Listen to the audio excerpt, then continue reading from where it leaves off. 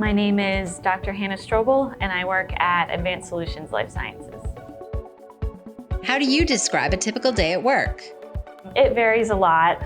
There are a lot of different tasks that I do, and every day is a little bit different, which is nice because it keeps things interesting.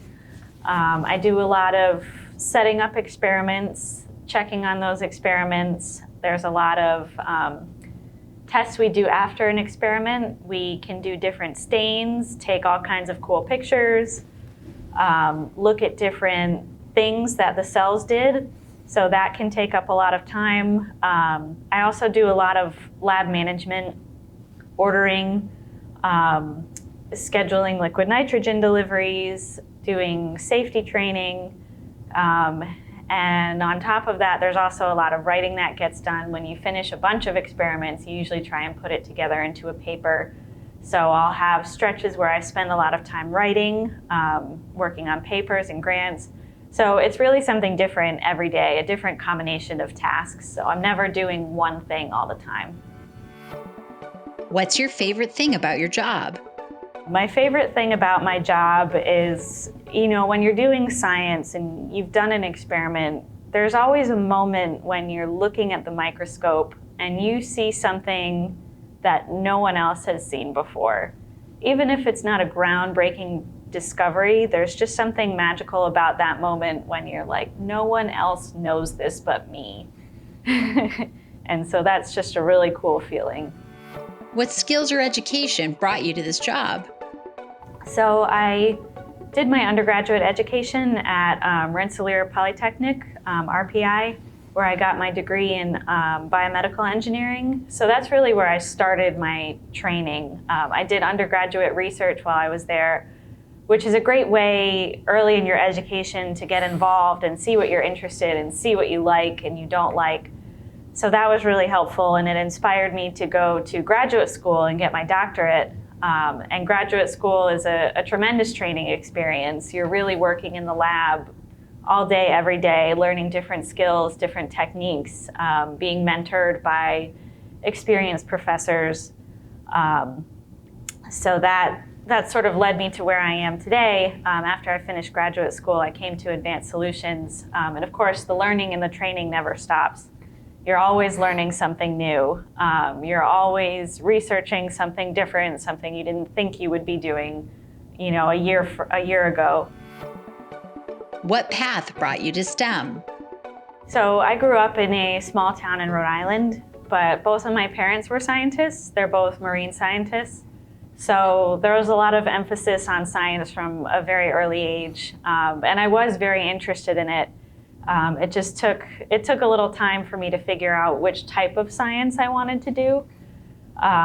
We were always exposed to biology and different things around that, and it was really in high school I started to become interested in biomedical engineering. So I remember seeing on TV one day they had some sort of special about tissue engineering and specifically cardiac tissue engineering, and it was just really cool to see this guy who had this little engineered heart and you could see it beating and everything, and I was like, oh, I want to do that. I was already thinking science, so that just sort of steered me towards biomedical specifically. Why did you choose Manchester? I came to Manchester because I'm not a city person, and there's a tremendous amount of biomedical research going on in Boston. And I just could not picture myself in that kind of a setting, in such a busy, crowded city. So I was looking for opportunities outside of Boston, and I came across Army. My graduate school professor had a good relationship with Army, so we met all of these different companies, and I started talking to companies that were in the Manchester and New Hampshire area. Also because I love the mountains, I love hiking, I love skiing, and Manchester just seemed like a great spot where you have access to all that without having to drive, 3 hours through traffic. So that was really the biggest reason I came to Manchester. It was someplace where those opportunities existed sort of outside of the greater Boston craziness. What do you see for opportunities for STEM growth in Manchester? I think there's definitely a lot of opportunity for growth.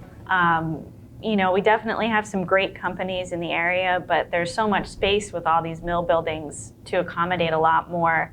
And I know Army has a lot of great ideas for imaging cores, so spaces with just a ton of microscopes that you can use. And so if we can get all those core facilities up and running, I think that's a huge, there would be infinite possibilities for growth, really. I think it's great because we do have all of these large spaces that are already put together. So definitely it's more attractive for companies to come to a space that's already kind of set up.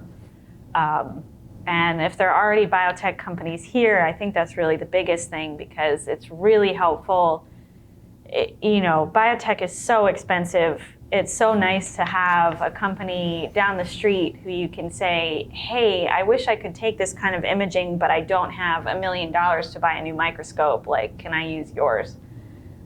So that's, I think, sort of the biggest appeal right now is there are already a number of companies that have established themselves in this area. And it's great to have that nice little hub of biotech companies that's, again, outside of Boston in the city area.